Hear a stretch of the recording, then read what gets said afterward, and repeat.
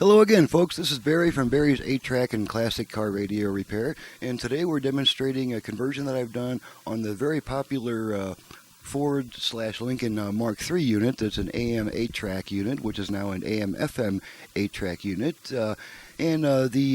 there's a couple of unusual features about this one. On this radio, the fader was still good. The front-rear fader is still good. It did not show any signs of failing anytime soon. So I went ahead and wired that in instead of depending on the virtual balance and fader functions. And this one also has a working balance control still. So we were able to actually do this radio to where all of the original controls will still function as they did before, except that the radio has a lot more output power now because it's been converted. Now it has a 22.5 watts per channel compared to the 3 or 4 watts it had before. So without further delay, we're just going to go ahead and turn this thing on, and the customer has requested an FM stereo indicator to be installed in the dial light. That is something you have to ask for, since most customers prefer everything to stay looking original on the outside, but this one does have the FM stereo indicator. So let's go ahead and turn it on. I currently have all 5 push buttons preset to FM stations, so let's turn it on.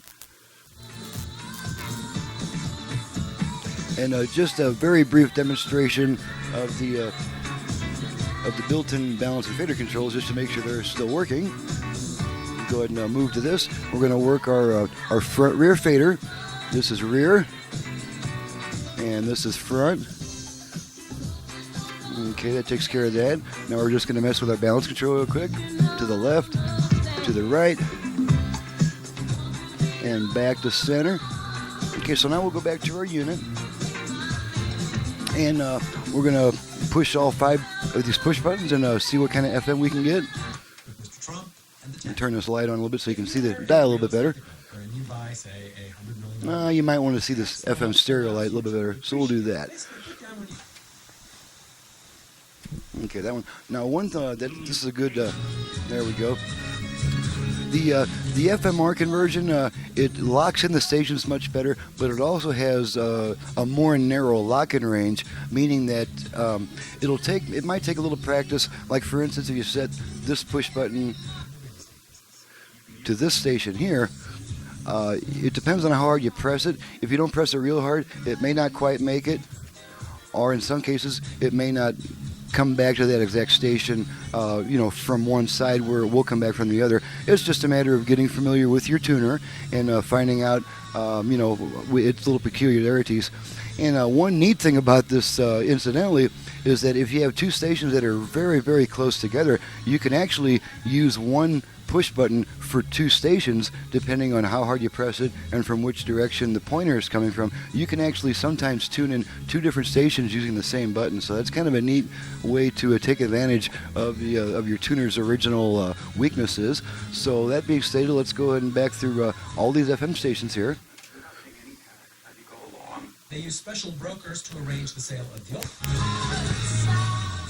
And as you can see, the FM stereo light goes off unless there's a stereo FM stations being received. So that demonstrates that. Okay, we'll move on through our push buttons.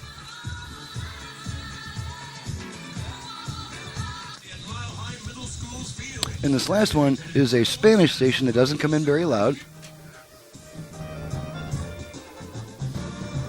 Okay, so now we're going to go to AM, and the way that we switch bands ordinarily is to turn the unit off and then right back on within about half a second. So here we go, off, on.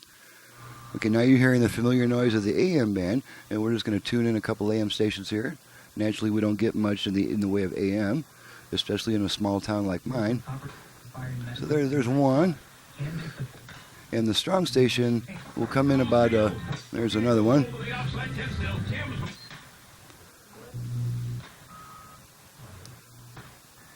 Should be coming in pretty soon here. And there we are. Okay, that's a strong AM station we get. So now we're going to go back to FM, just turn it off and right back on again. And of course we have to reset it to an FM station. Okay, now we can test the 8-track function. I got some Temptations here. So we're just going to pop some Temptations in there.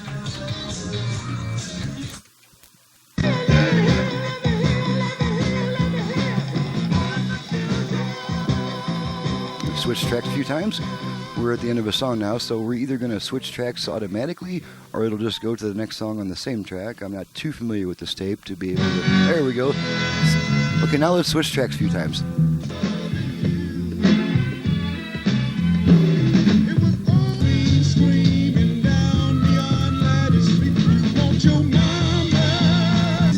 Here's what you should say. I should have woke up, 'cause the sea,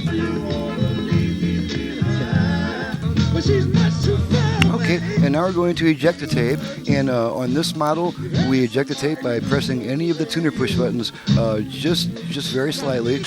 Otherwise, you'll move your station.